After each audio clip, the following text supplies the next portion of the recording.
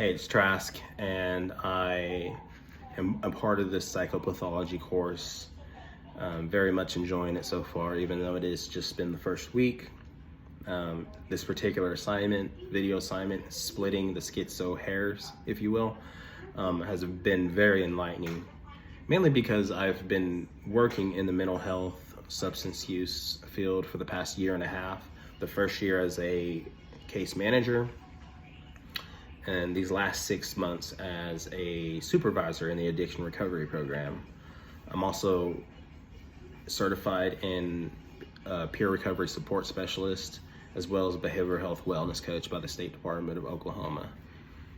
And I've shared a little bit about my personal recovery in alcohol as well. So getting into this field is something that I'm excited about. It's a passion of mine. It's definitely my calling. So I say it's been enlightening, this particular assignment, because as a case manager, I had access to my clients' treatment plans, and I would skim over like their diagnosis, like their mental health diagnosis and their substance use diagnosis, and I would not provide any services outside of my scope. I still provided case manager services, wellness services, PRSS services, but the first time I came across schizoaffective, I was just curious. I was like, how is that different between schizophrenia? So that's why this particular assignment has been so enlightening for me. So what is the difference between schizoaffective and schizophrenia? Now, schizophrenia requires the person in question, or the client, I should say, to have at least 2 of the 6 symptoms for at least 6 months. Now, schizoaffective has those same symptoms, those same psychotic symptoms, but with schizoaffective, the person is also experiencing a disorder like bipolar disorder or depression disorder. It's in a nutshell, it's a combination of schizophrenia and bipolar disorder and or depression. Now, schizophreniform disorder, that is somewhat like schizophrenia. The only difference is I shouldn't say I think, the only difference is that it doesn't require that 6 months. It requires between 1 month and 6 months of 2 of those 6 symptoms. Now, the 6 symptoms that I'm touching on are key factors of the psychotic disorders. Now, those 6 symptoms are delusions, hallucinations, negative symptoms, and extremely disorganized or catatonic behavior, disorganized speech as well. Again, those 6 symptoms make up key factors that define the psychotic disorders.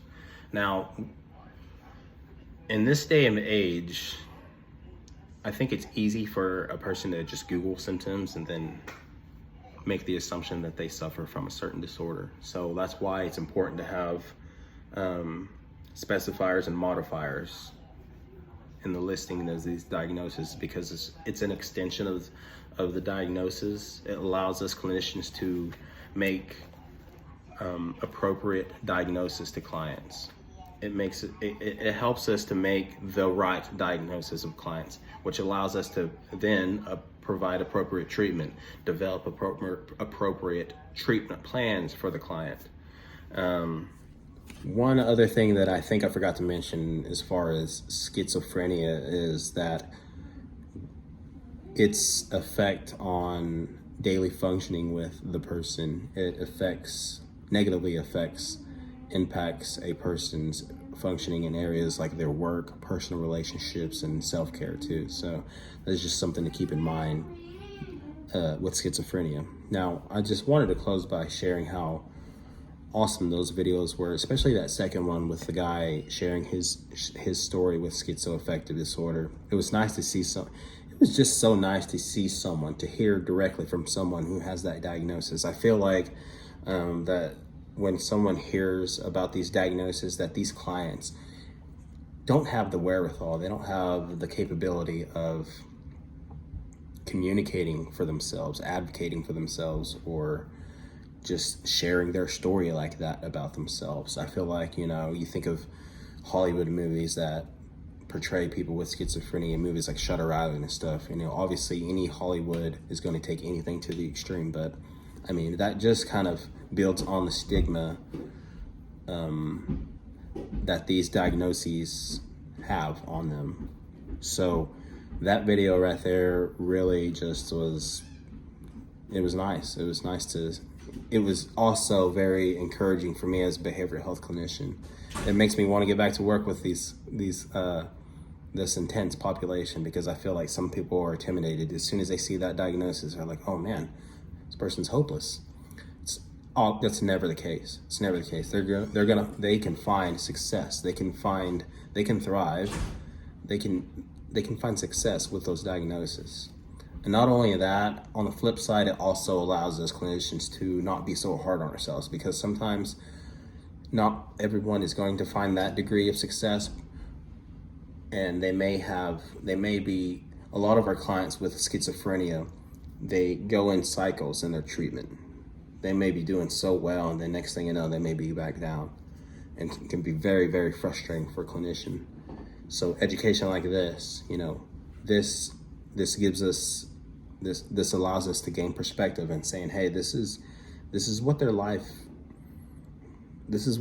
entails when they unfortunately stop taking their medication, or that's what it comes down.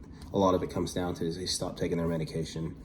But it just allows us as professionals to gain some perspective and give ourselves grace too, for when a client is doing so well, and then for whatever reason, just hits a brick wall.